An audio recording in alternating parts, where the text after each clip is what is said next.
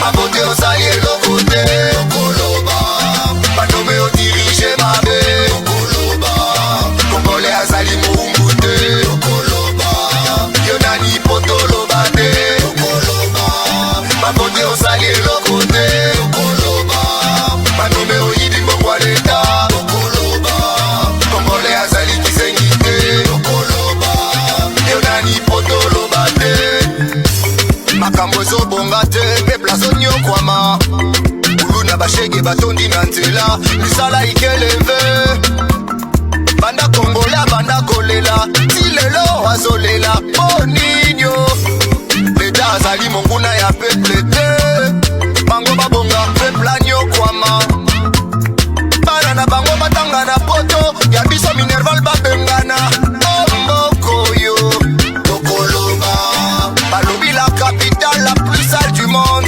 Neboka nanga Kinshasa motema pasi na leli bakondi bosala yomona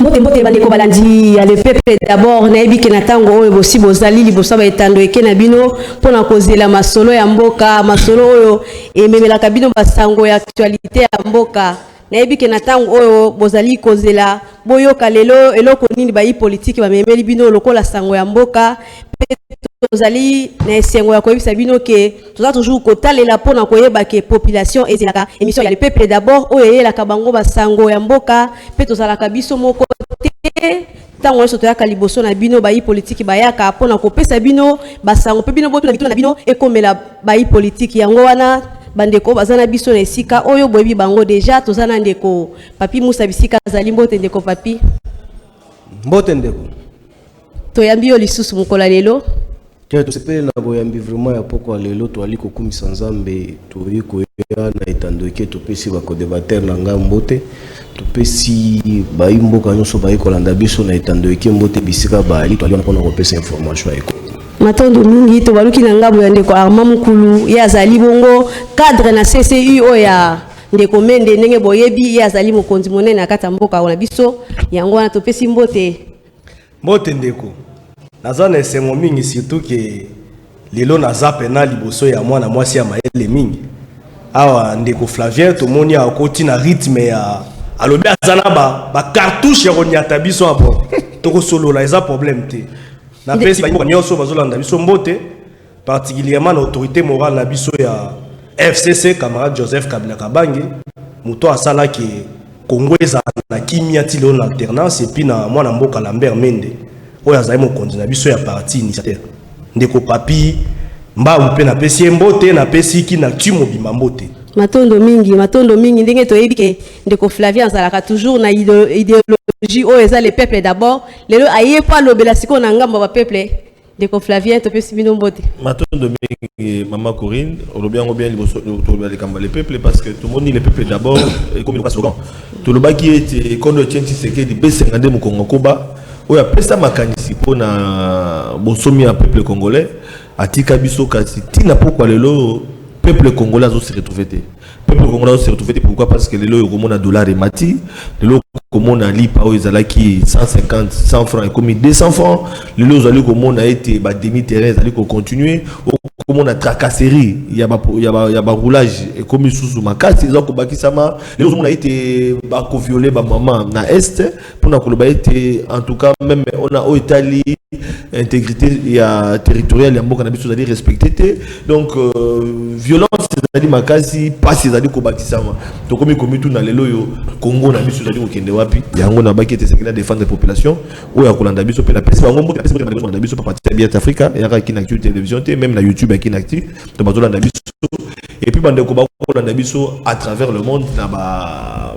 média o bango message na kolanda biso matondo mingi ndeko Flavien to baluki na ndeko papi Musa vraiment ndenge tolobi ke le peuple d'abord ezawana pote peuple elinge ba masolo ya mboka ndenge ezotambola nungu eleki peuple ezolela déjà et pas elibala oya FCC cash ezopesa mutungisi na peuple mais tomoni lisusu ke FCC ezo envisager prochaine élection ezala na chiffrage indirect est-ce que vraiment volonté ya peuple na kata makambo oyo botali ba calcul nyonso wana bomoni ke peuple ezo se retrouver na kata ya ce qui est dans notre proposition tout à l'heure les canicitos éviter mais nungu eza makasi papa.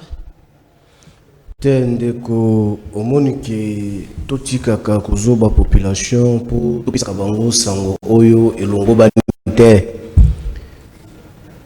ma étoile koloba lelo e alaka na référence moko référence nango ya linini référence nango e ali buku likondi oyo yango nde epesaka mpifo ya maemanso toali koloba na politique pour que makambo ekende malamu kasi mae wali koloba e ali kopesa nungu parce que député ou sénateur ali kosala musala na ye oyo azwaka misolo ya leta tout monde ke e ali tina moko te mais sikoyo ndeko ex-gouverneur Kassanji Ngoyi alobi ke il faut to bongola maeba bengi ba élection na suffrage indirect na suffrage direct mais ndeko yambo to salango débat ya ko débattre pour que to se chamailler là au-dessus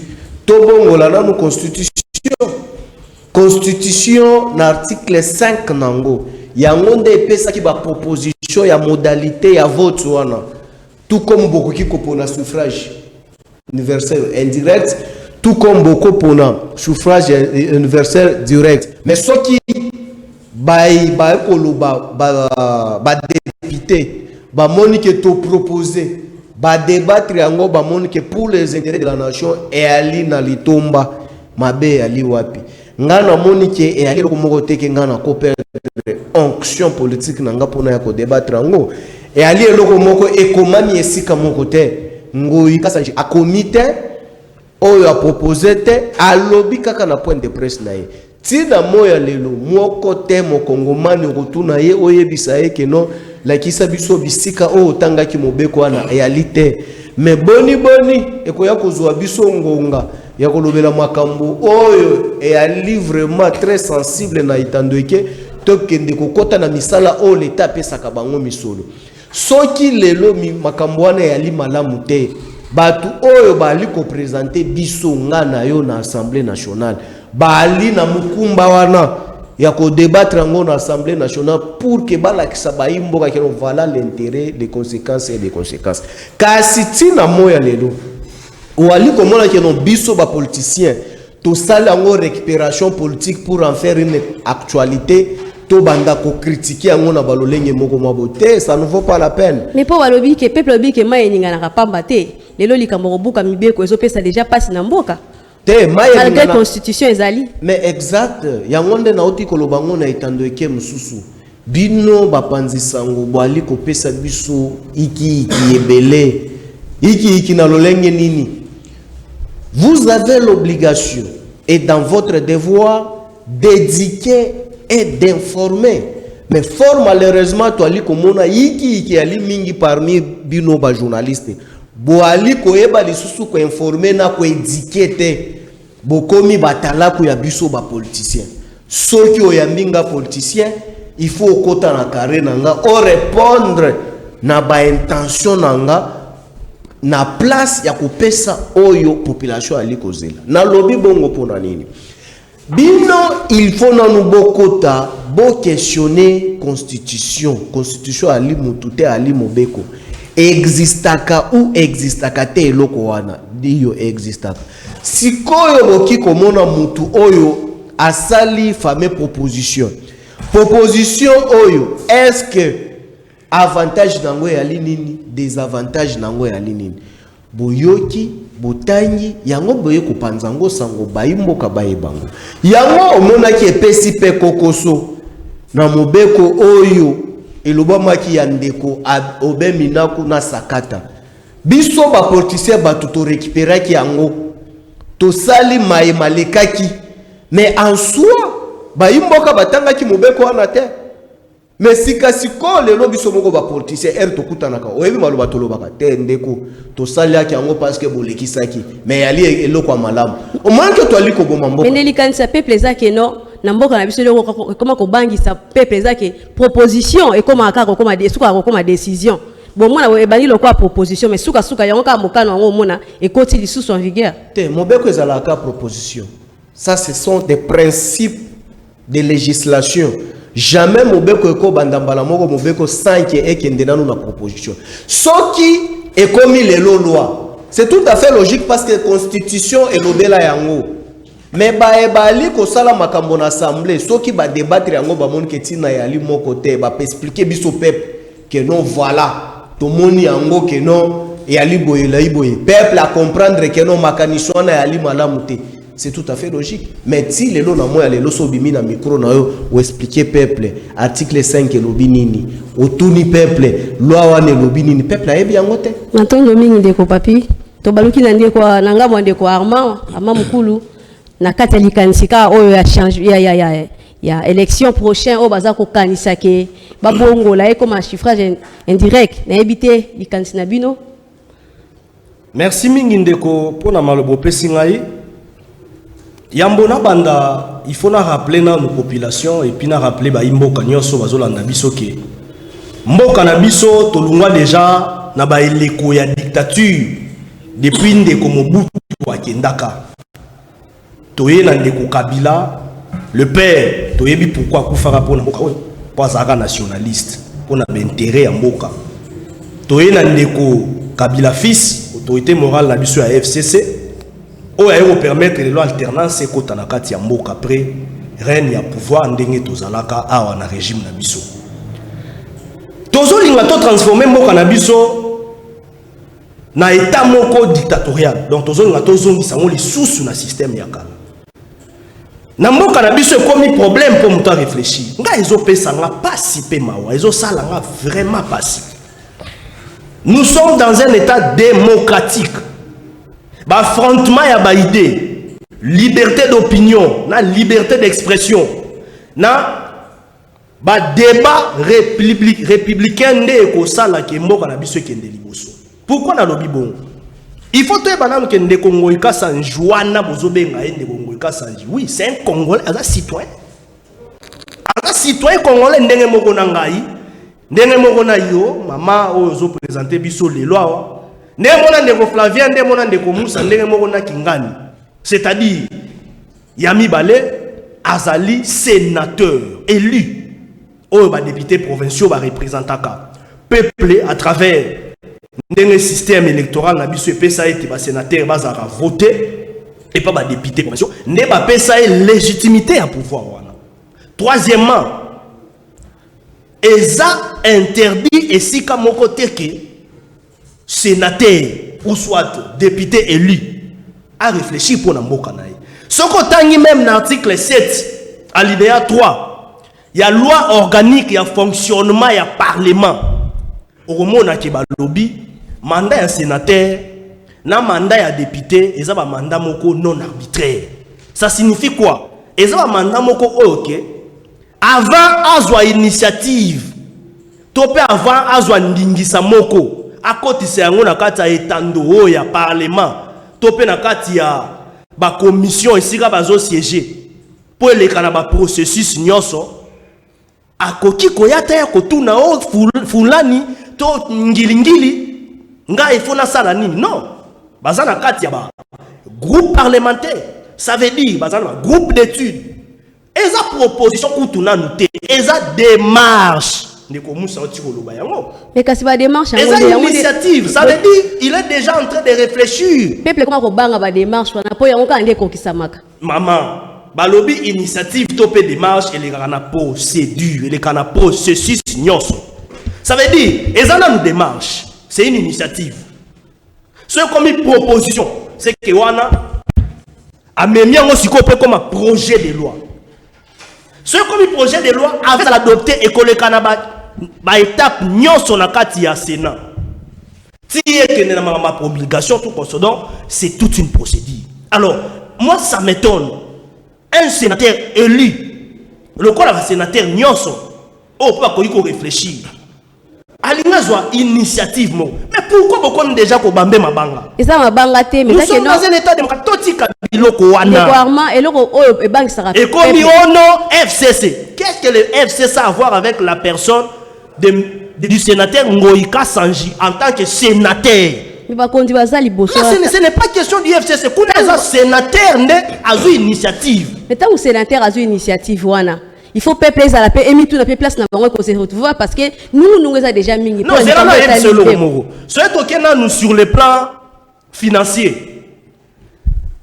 Initiative ou net nga saluer en puis nazo accompagner parce que ce qui to net na suffrage universel direct oyo moni na le petit koleka nenge ba vote salama ki a président de la République tout consort to futaka mbongo wana e utaki na libenga na biso moko ya mboka na tata mokonzi Kabila na mbongo libenga na biso moko ndeto sasa ki ba élection mais bon mona ki ba kokoso nyonso esama ki na ba élection wana. C'est-à-dire, sur le plan économique, tu peux économiser un bon mingi. Sur le suffrage indirect, il y a voter président de la République. Il faut trouver sa précision. Ça la proposition, on a président de la République. Mais il faut apprécier à niveau, il y a la commission, il y a le Sénat. Vous comprenez? Alors, sur le plan économique, tu peux économiser mingi. Sur le plan électoral, il faut permettre biso tous à la facilité même, il y a surveillance électorale. Donc, au moment que Seigneur vous a moins facilité, il y a que gérer l'élection n'enge sengeli. Pour tous à la tatabana mingi te n'enge zarakeno, il faut qu'à rabat qui t'en a base tout consort. Masoana, et ça fait bon rebelle. Masolo ya mbongo zo beta awa. Même sur le plan côté ba candidat, et ça avantage. De voir masolo beti masolo mbongo. Même côté ba imboka, et aux avantages pour. Et ça, ils allaient faire prison moro. Mututa ko sabino ke o, ce qui population est ko voter mbala moko ndé sa population. Ce qui sénateur est ko voter président ndé sa population. Non non, tout est régi dans la constitution. Sénateur a représenté déjà population. Alors, la contradiction là tozo ka ba imboka bisusu et côté déjà na ba molongo ya ba parti politique to ba regroupement musu tozo yo kango toli biloko là. Ndio moni toloba ki ba déjà.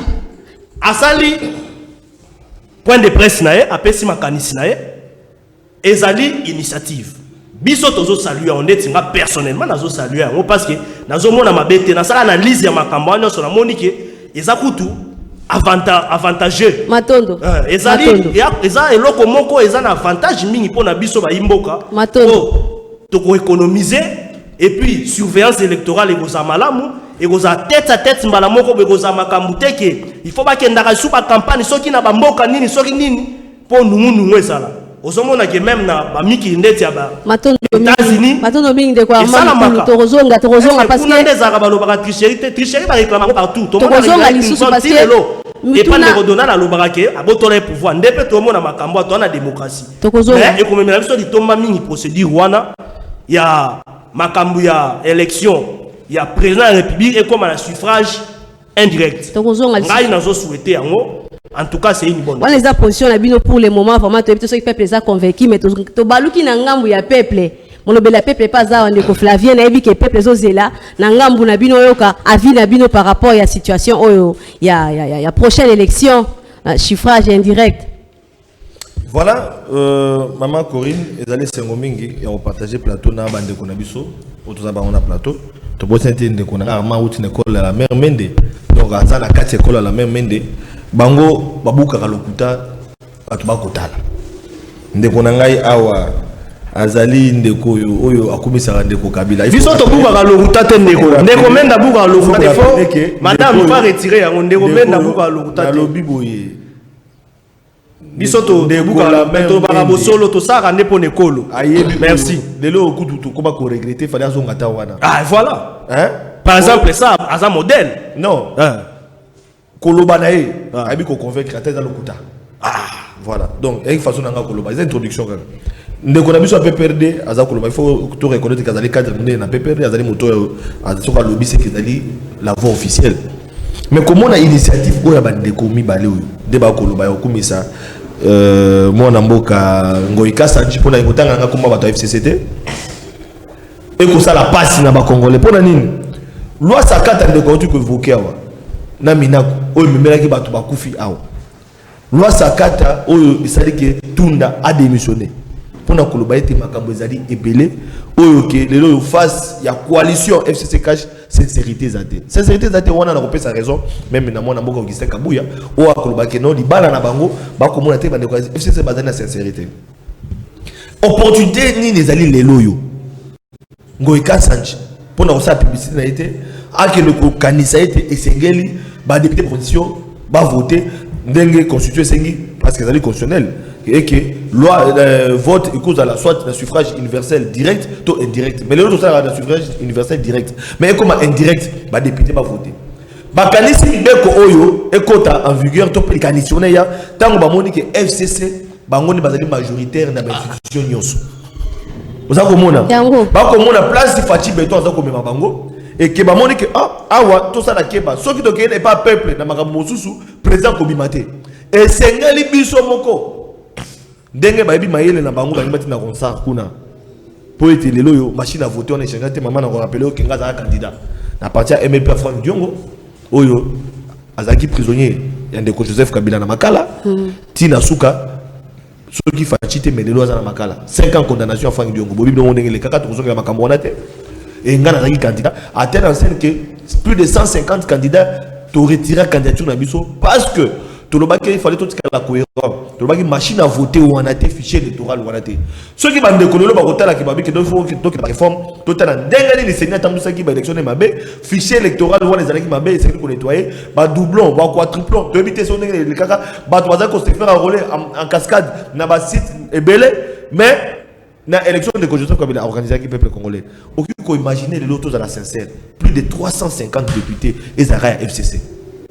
Et Joseph Kabila sur 500 députés. Donc 150, la Mouka sur 32, Bamusou sur 60, Bamusou sur 15. Voilà les gars qui n'ont pas l'élection. Déséquilibre.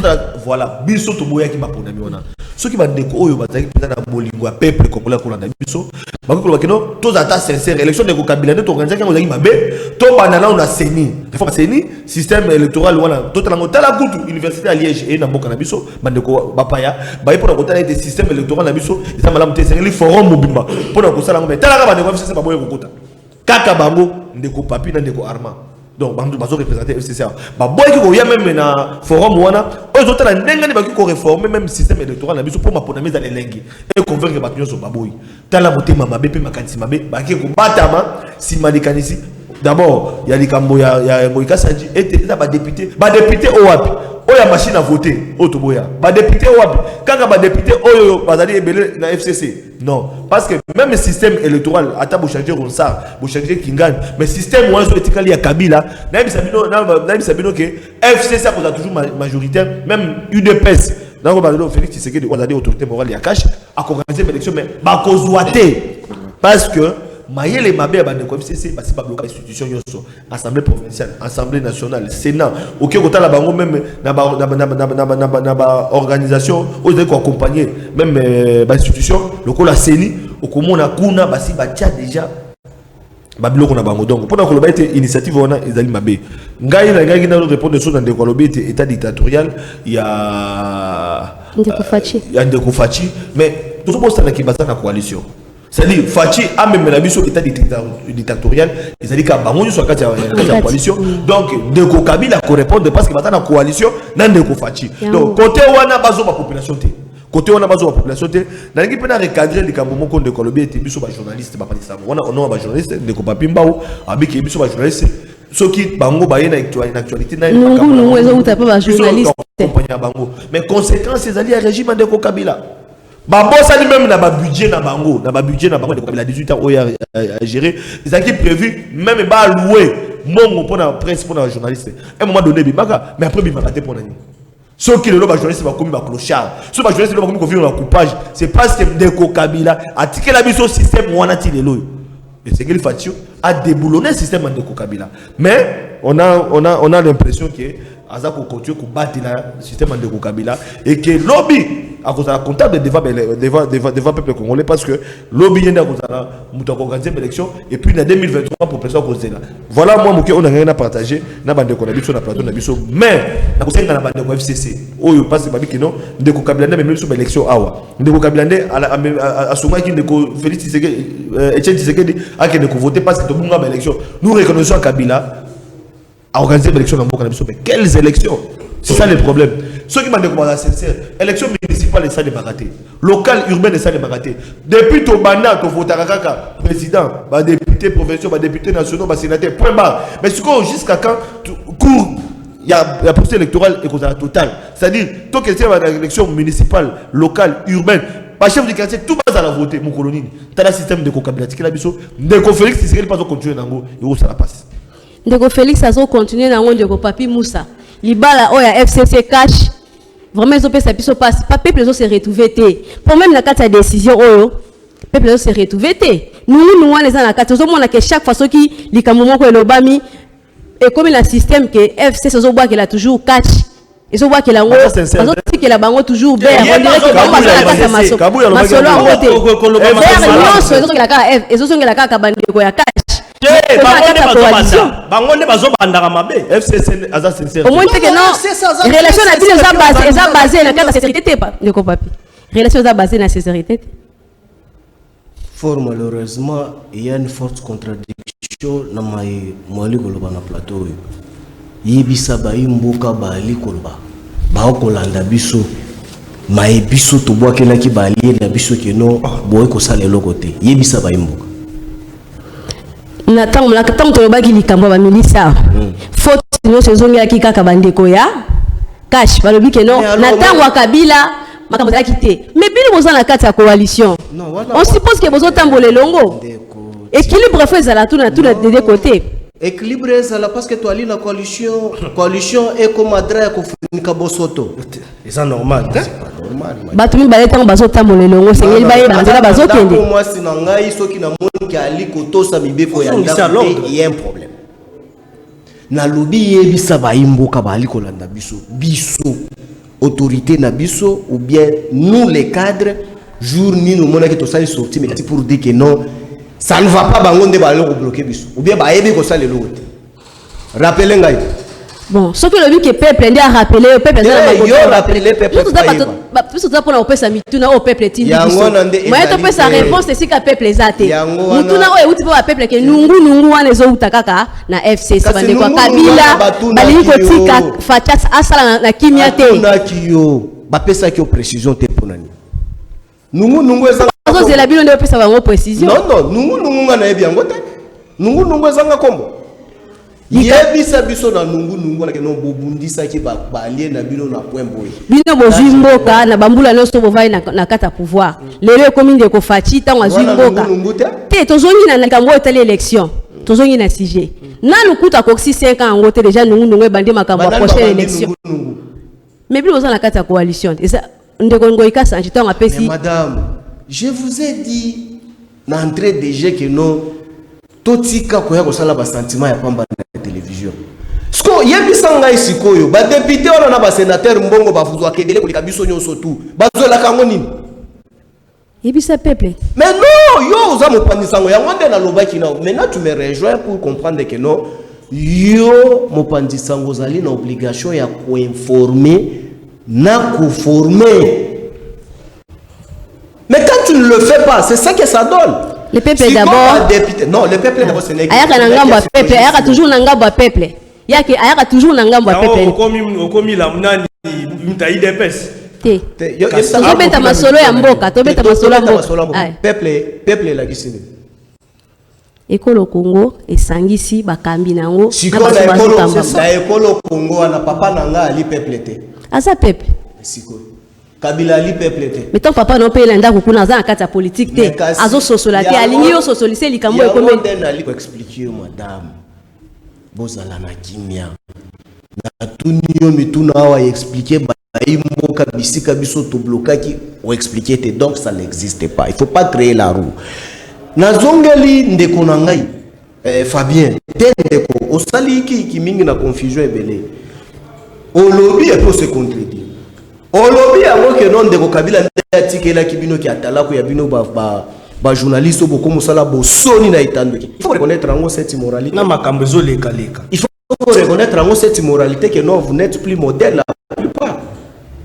Il y a plusieurs immoraux dans votre domaine. Zoba vraiment. Buzoba. Il y a plusieurs immoraux. Kabila devait aller na bandaku na bino. Flavia yaka fandawa. banda lelo na komo peso éducation faut qu'on indique ko banda osala boy a remplacer tata na onanda tende soyons sérieux. Donc il devait faire le tour à Congo mobimba pour la revendre sa journaliste nyoso avant d'éduquer bango na papier comment est-ce qu'il doit se comporter dans métier na vie noble non ndeko na ngai. Et puis on va se contredire au lobby en moi que non Kabila va ta futa biso et puis katanya à un certain moment. Il faut que expliquer le peuple Kabila avant zala. Nanya bando futa bino. Mobutu atika bino na niveau nini. Pour que Kabila ya kufika bino banda futa et puis katana. C'est ça qu'il faut expliquer le peuple. Mais les lois, il faut bien reconnaître, vous êtes combien de journalistes? Toye bakabino pete. Bozali et belé moutunyo surtout ici fait son caméra na comme journaliste. Moutunyo surtout ici fait azala na téléphone na filmer na balabala comme journaliste. Mais la déontologie journalistique est koye banate. Wona ndio surtout alika ka FCC. Nyo swana alika ka FCC. Tendeko. Wona botika boko sala soni na métier noble na bino immoralité aliko mata mingi bokoma na lobi yango bokoma bangamba na biso. Si j'ai beaucoup d'argent je vais dans ton émission donc tu ne peux pas me choquer. Il faut dans la kana idéologie nanga parce qu'il faut na pesomo mais charisme na en tant que journaliste et aller lui sous-souter nga na bomba kate na ebisa ka bino parce que so lobi que non lokola na lobi so lobo te ko yaka na émission nanga je reste pour que valeur na bino to compara kango na batu to mona kana itando eke bateve 5 bateve nini bozali lolenge moko botanga ka science moko comment bango bakozala na maturité moko trop avancé que obino bokozala na ngote et hali ko sala soni bo bandana ni ko bongisa côté na bino ava bokoma côté ya biso ba politicien ndeko alobe yango akepe musika akosi abuki alobi kete ndeko Kabila kangaki ndeko Frank Dionga zaki détenu politique na ndeko zala mutema malamu ko koloba bongo te parce que ozaki candidat malheureux côté kuna parce que boali populaire te bopolaki te ndeko nous sommes la nouvelle classe politique na ebike na 2023 ko likana mais bongo la système a kosala côté population la ndayo et mona que non ndeko Flavien ali parmi ba immoraux journaliste te. Si vous avez une population qui est taxée parmi les immoraux journalistes, vous pouvez voter au Lolengeni. Donc, vous voter pour 2025 comme la Bango sous Bosoto. Kabila n'a jamais arrêté. Kulutu na biso Frank Diongo Amiebi Bibotu Oyo Bagade républicaine Bazoua. Ayebi yango séquestration ya ba officier ya garde républicaine. Toyebani ya makambote.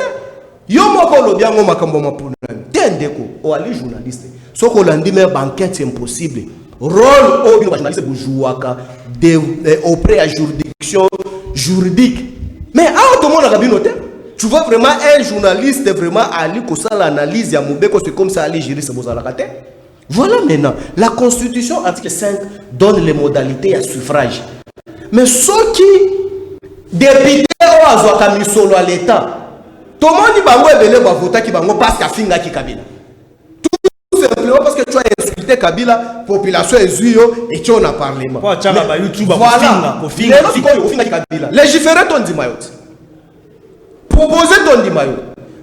Qui sont pour, qui sont contre ici. Proposer exact. C'est ça les conséquences. Ceux qui ont pas lingi au coma bongo. Si tu deviens seulement immoral, tu ne me verras jamais dans le plateau na yo. Parce que moi je ne peux jamais venir sur le plateau. Bokilo nanga kotalanga papa nanga l'autre. Wande ko Flavien côté dans la liste ba immoralité.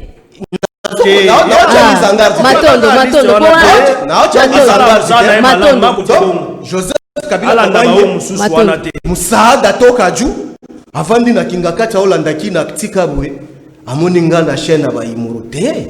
Kina tu il faut éprouver ma valeur. Il y a un monde de yaka na etandoke. Ngana yo baba, na yo kaka sonde. Si vous constatez à moi l'immoralité, non, mettez-moi à l'écart.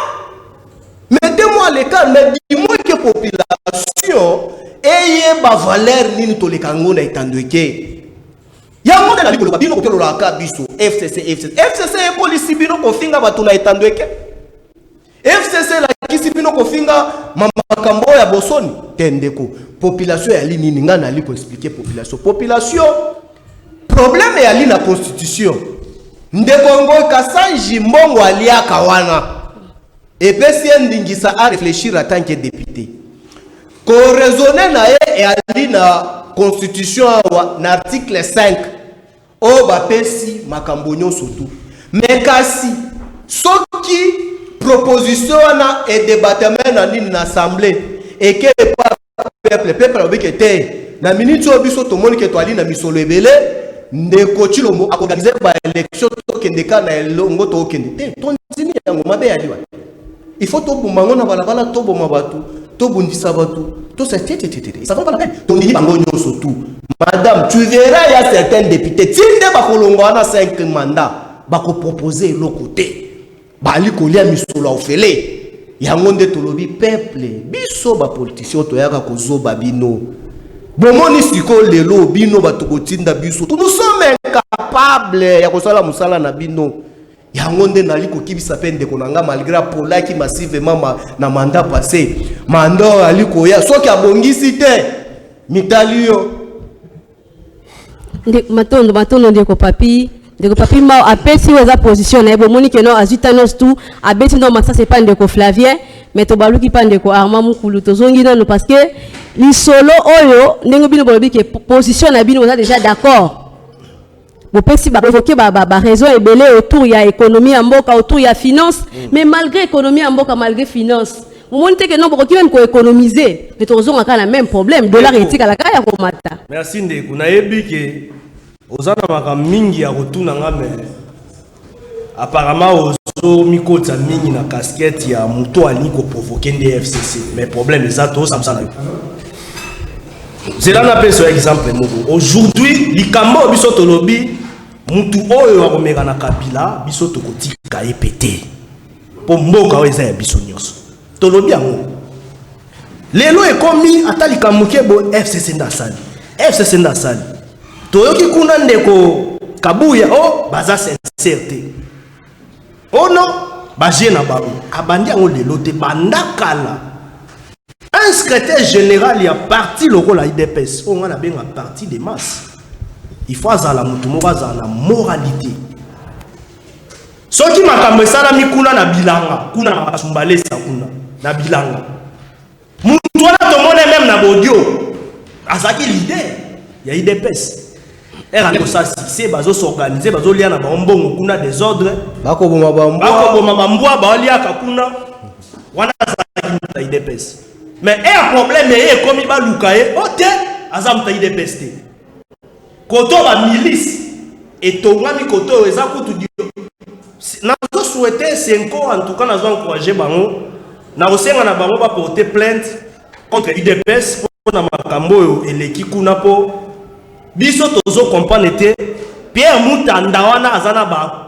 approchement na IDPS po aza na tabia mokonza mboka na nzembo kuna bande koyembela ndeye bazo soutenir nde président la République na respect nyonso to na mokonza mboka en tout cas eza biloko moko tozo regretter mais yo kana munoko na bango kuna oh lupa mwana eza ya mamoli ko cha mamoli busoto na makambo bino moko bozo sala ya mabe to kondima isu buzo bana te na biso bino bozo eza ya mamoli mais bino bozo majorité diocèse ya nini ya Sanku kuna ya Chumbe ba ekoloba ote eza lupango na bango baza kutu na mususu peza na rigini bango kutu bazo se plaindre bazo compter ndenge nini évêque ya diocèse wana oyo azana responsabilité ya kokengela lupango apesa yango ya mutanda un prêtre ex-prêtre excommunié abala na yeso kinde nini yenda ne ko ba liswana bazo sa makambo selon l'information au droit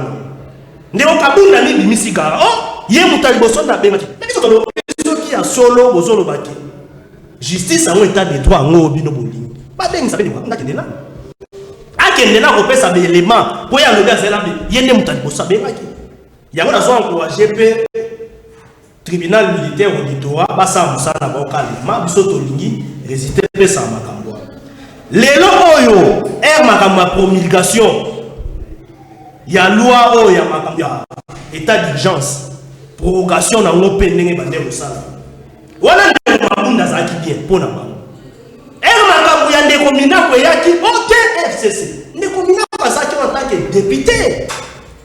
député ko kanga ete eza pamba prorogative tentative na débat d'idées bazokima bango les intoxication les intimidations les influence à vous c'est ça FCC bango ba FCC ndeko arma boza majoritaire kilo a Congo ezongela bino pona mama nunu lobi on a so ba élément tika na élément pona mama nunu nazo parler ya mama gratuité d'enseignement et ça initiative malamu obiso tout ce que na le candidat de mon Félix ça a continuer non fatigue béton ce qui gratuité d'enseignement bazo bozo na ke muto azana secteur wana azana ministre ici du FCC malgré que l'article 91 pour biso tout temps to yebi mbembo to ba legaliste so muta koti kuna na exécutif aza sous na mandat politique ya parti politique dans cette so pour les simbi FCC so qui makambu kuna na este et il kuna to komo mona ono makambu nous ezami kuna je kuna na este ote d'ailleurs pour le ministre de la défense aza FCC babosa ni que ministre intérieur pe aza cash. Mais finalement, Babosani qui est ministre prêt, Babosani qui est ministre délégué dans la défense, Azaya Yakash. Finalement, Toza Wapi. FCC, Toza très organisé. Ils sont autonomes, Toza pas ça mourir. Les normes ambitieuses sur les autres pays, les acteurs à dollar le mati, économie et ça bien. Mais quand nous avons fait ça, on a bien été à quel endroit de mati. Kuluna na Kinshasa koloba esusu bionde botika ki yango botika ki pepe na situation wana il faut pas benga na moi ki koloba kesi ba to est-ce qu'on a makambu ya nunu wana kaka troisième point na banza mukona ka violer 9 articles déjà na ordonnance non kuna problème ça à sa chef de l'état tout consort ni non décider la loi article c'est bien. Le chef de l'État. L'article 162, ce qui, chef de l'État, comportement économique, bundisa mers, c'est-à-dire ils ont répondu sous-souté, na mers, comme il faut la prochaine mers. Il faut qu'il réponde à la justice. L'ordonnance, article 21, contre 5. Premier ministre Kuna Nabumashi, article de délégation des mandats des articles, la politique comparée par le baron. Ce qui est délégation pour faire les appels, Premier ministre, il faut qu'on contacte. Puis, on va faire une correspondance. Badeni na Nikakonde, na ndenge na baron. Nomination ya juge, ndenge moko. Tozo ni sous la nomination officier supérieur, ndenge moko. Article 81, article 81, article 82, article 83, article 90, article 158 pour la juge à la nomination. Violer à côté de la loi organique qui a fonctionné dans la juge de la Cour constitutionnelle. A violer les sous. Nous sommes dans le matin.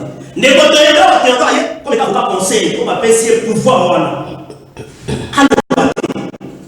Négocier pas côté à l'obité. Et c'est là comment il faut appuyer pour me concentrer au faire. Au-delà de toi, il faut demander mon Félix président. Non, ndenge ezabo yango bapesa ki nunu ke bino le bozo tinda fe ndeko fayu na sima. Qu'est-ce que c'est ça voir na makamyo sa zoko zoli. Na o na présidence zoka. Mais boza coalition.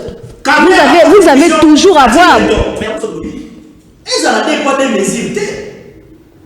Tout le monde a pas les okabuni pas que les osamba pour la mama ya ndeka beka ki peut-être dans un élément ba ndeko ba si on peut pas que biso to ni mkonza moka mingi kwa za chef de l'état to ni bateto mais problème les aki a soigner dans le fonctionnement de l'EPO mutu moka za kuende matondo ndeko arma matondo mutu nyonso il va répondre à l'UB 5 minutes na bino ko matondo azaki na mandat ngulu na kilo c'est là article 158 sur le côté de la carte na balobi ba juge wana ya Cour constitutionnelle bazana mandat na bango ya 9 ans. Mandat na bango eza renouvelable.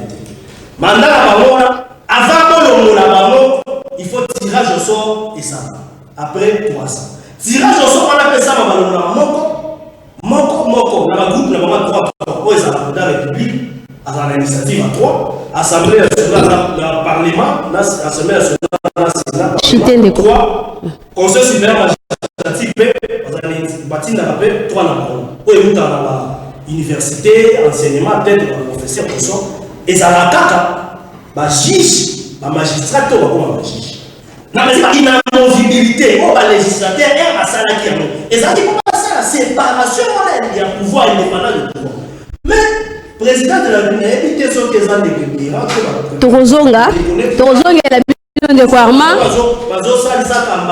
Nangambo a peuple pe ndeko Flavien sawa ndeko Flavien la dibi ndeko Flavien bolandi le ngona ke ndeko Arma bilo momoni ba argument ya pesi par rapport ya FCC par rapport ya cash ozomona te que coalition libala ngo vraiment harmonie ça te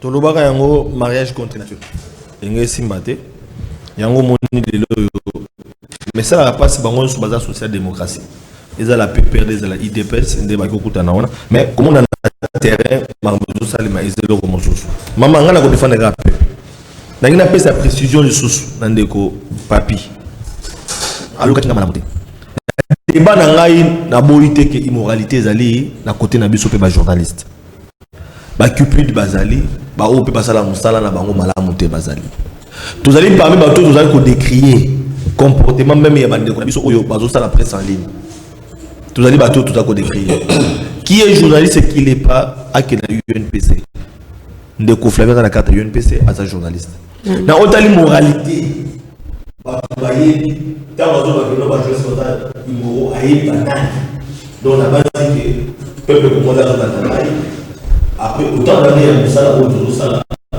immoralité donc la plupart ça a été à reprocher dans le secteur de l'issue. Alors, la commune n'a même pas député, c'est le constat. Je pense que ça on parle de ça pour la donc vous avez un Congolais, vous avez pas journaliste attaché, les deux, ce qu'on dit la télévision, il y a des réseaux sociaux, il y a des colons, il y a des confrères de l'issue, et pour ça la France. Donc, ne marche pas. Voilà, c'est bon maintenant. Il y a un micro, il y a un dégo, Bandela. Merci. Alors, donc, la manière que l'on va voir, la manière que l'on va voir, la ligne a sa précision dans ndeko papi. Na ko reprocher ndeko papi te ko ba été ba imoro bazali na domaine na biso ba journaliste. Mais na ligne pe na sa précision que parmi ba imoro ba okutanga te.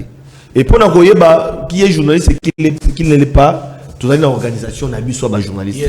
Ah, qui a UNPC, président provincial Jean-Marie Kassamba, Azali Wana, Ndeko Flavien, Azali la carte à UNPCP à Kotizaka. Donc c'est pour dire que non, Wana, maintenant, Odali ba Imoro, Bazali. Ba Imoro, Penazo condamné même ba engagé. Les lois ba comment ba député. Aux salles makana ba télévision na ba réseaux sociaux ils ont pour refléter sur image ya malamuté ya biso ba journaliste quand on dénonce que autrefois combat ya ene na biso ndeko Basile oyo azaki champion du Congo mais sort na ena suka ezalaki na ngila pesa précision le soso na ndeko na biso ceux qui ndeko Basile azonga raté parce que c'est prochain ndeko Kabila parce que ndeko Kabila gérer mabe jamais donc sur la population ba votaka ndeko Basile te pour à se prochain dit à se rapprocher qui a le bien botika la tour na bino avana kinya azali ene na nga oyo tango akei parlement atikela nga émission to solo d'abord na RTV ndende ko les ayo sala to komi wapi na yo sala to kundola après to solo parce que zanaki identité na nga te fona créer identité na nga Osolanda donc azali ene o ayebi soki azonga ki susu te pour asala ki na ndeko Kabila pour précision détail donc immoralité na ko présenter ko nanga te immoralité zali na presse mais zali ngaité et ceux qui to bengi saka bango parce que to jijaka bango bazali bato yo bazali ba immoralité donc azali na kimia azali quand même bato azali na estime ya biso journaliste et puis akiko reprocher pour ndeko na biso la presse na ki saka ba comme député on peut ça exemple ya malamuté donc ndeko exception ezama raté ndeko Flavien quand même maman Corinne qui n'a tu dit ba wana te ozo reprocher wana donc mais quand même tu dis que bango pe bazalaka mais dans le bac qui likambo oyo mususu yo comprendre ngate ndeko Flavien n'a pas échoué aux élections ba adversaire nanga na Kitambo nazaka candidat la Muka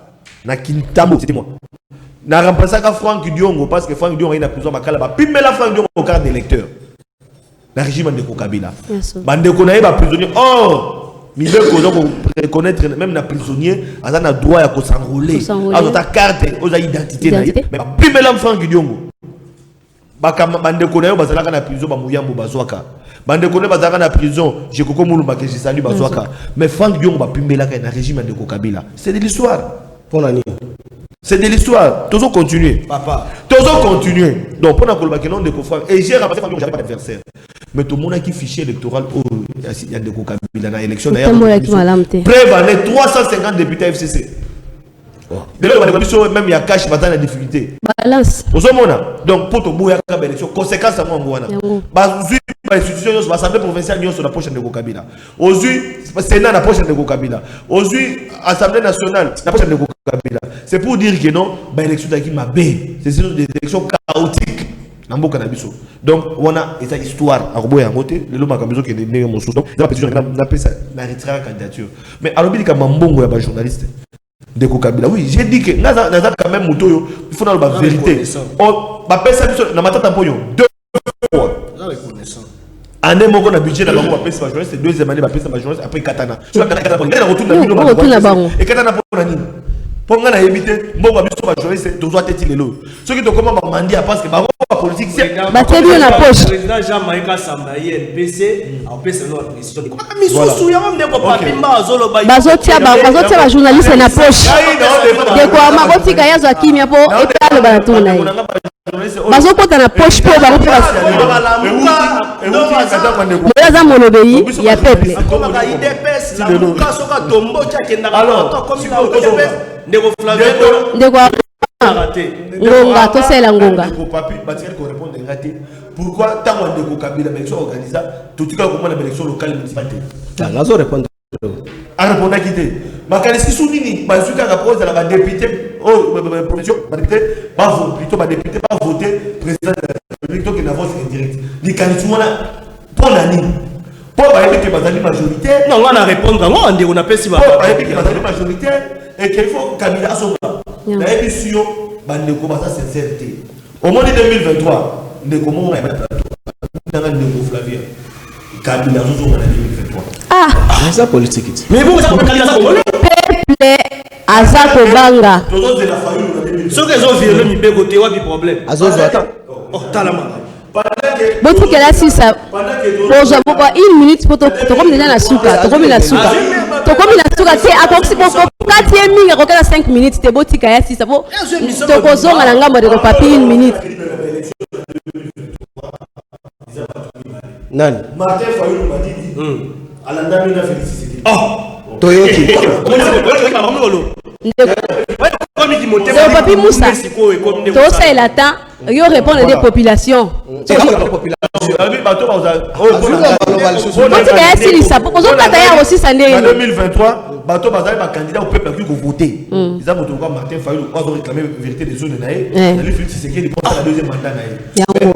Mitema mabe bande ko FCC ba ko katengi ko kambe façon ils ont voté Martin. Eza monté mamabe population mituni. Ndeko papi 18 ans. Voilà, botiki biso déjà kuna botiki peuple na kati ya chômage, botiki peuple na kati ya nzala. Bolingi bozo masusu mingi koleka biso. Ndeko ama to komi na suka, ndeko papi achite.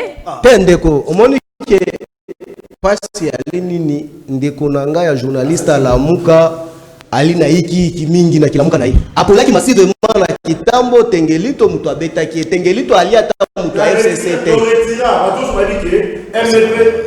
tika tokende na malamu zala calme zela tokende na malamu ndeko kobanga te o député Lamuka okopola lisusu kaka boso ko ali kobonga mate ndeko omandi ke contradiction abatoyo ya ba journaliste ali hiki ndeko Flavia lobi boye keno ndeko Basile apola parce que azalaki pembenya ndeko Kabila kabange musada pour changer ki casquette yo kasiko donc yo fundi vient ali mtalukuta mobuka ndeko Basile parce que la mission de population assaisonnée qui ne te kasi yo kangana loba te qui population assaisonnée qui ne Basile et parce que a se rapprocher qui na bino kasi yango tika na loba ndeko libabe ndeko Kabila nemo ya tika ndeko obanga te yo ndeko Lamuka ndeko papi yango de ye sogi zela sogi ndeko yango ya corriger ndeko na ye ngo journaliste que non Ali Mobuka parce que ndeko bazila lobake non batu nyonso bakutama na circonscription na ye bandeko na ye ba journaliste to moni bango ba msusu bako sala bosoni na parlement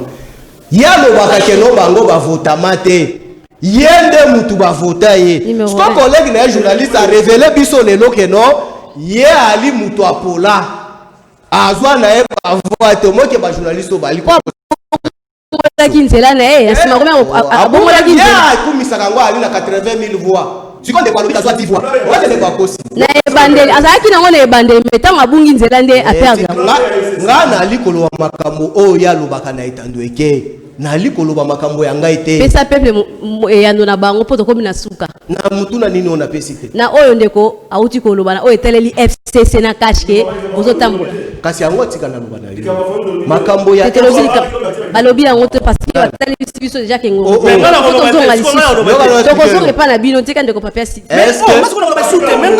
est-ce que oyoki papesi bauti kolonenga ke non na li porte-parole à la muka ou bien na li porte-parole à Fayoul na li porte-parole na ete tunanga makambo ya FCC tunanga makambo ya coalition FCC cash na koyebisa en tout cas lokwa makambo Fayoul oko répondre yango te to baluki pande kwa ama yo pesa malo comme dans mboka na comme na mboka na ata na plateau tozo remarquer ngo ata na papa tozo remarquer ngo tozo remarquer ngo biso nyonso to remarquer ngo même na kati ya plateau il y a un problème ndeko Flavien azozwa tous les lignes donc tozo comprendre été alors tozo comprendre ndeko Flavien azozwa ba ligne nyonso atikala na katikati analyse na ye lokola imboka journaliste atikala wana ozwa te la muka ozibo IDPS ozo sangisa nyonso contre ndeko Kabila te bona eza malamu pas un mituna ya peuple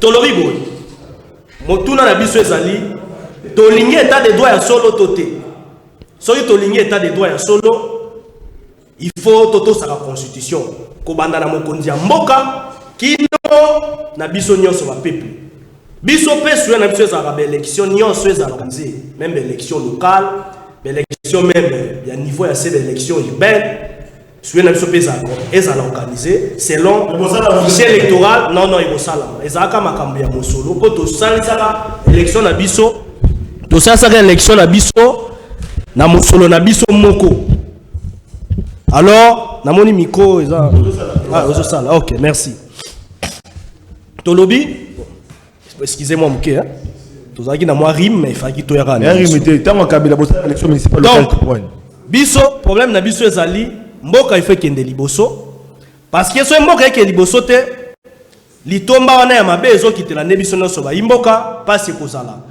tolingi tozala uni tozala esika moko biso tout ba congolais tolingi tribalisme te kasi na makambo oyo ya ndeko Fayulu démarche na bona ndeko Théodore tozomona litomba moko ya mabete na kati eze loko ya malamu baza ba imboka biso tokamwe kaka po toyoki ono babengaki bango te mais ndeko Théodore alobi aza même na ba image caméra na ye oyo bandeko bayaki kotikele eloko wana matondo na bino parce que ngoma na biso déjà to comme déjà na suka ngonga vraiment libre politique ezala ba imboka ya IDPS ya cash batika kotumbola bandeko ya FCC matondo biso tozana po na Congo tozana po sakina na mboka to bundisa nanu bangunya o bazokota kuna na est matondo to baluki na ngamo de Flavien quelques secondes pour to comme déjà na suka signaler sur déjà ngonga parce que bobo tola ke maloba armé bazali Botolake maloba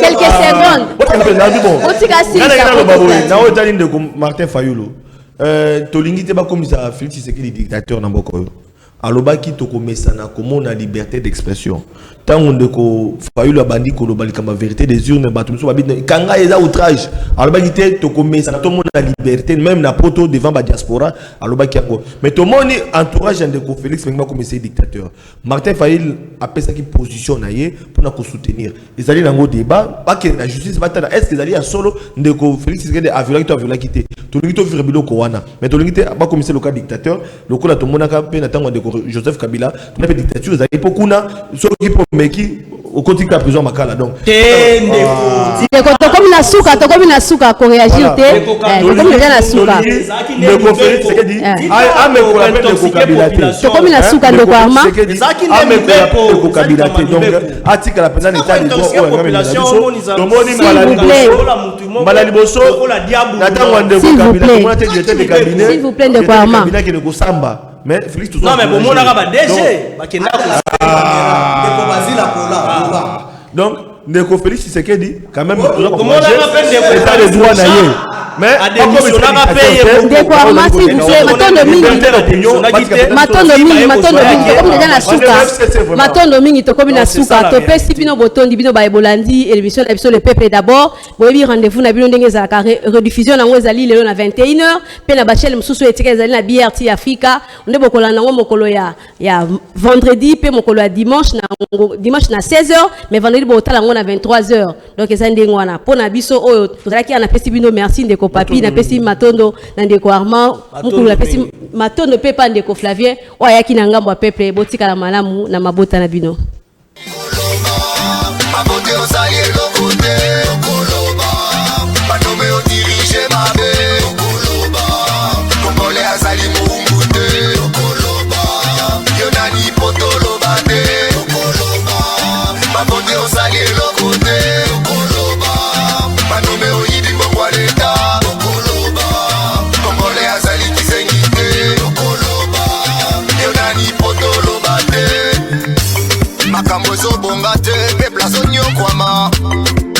bashege batondi na nzela misala ikeleve banda kongola banda kolela tilelo azolela boninyo leta azali monguna ya peple te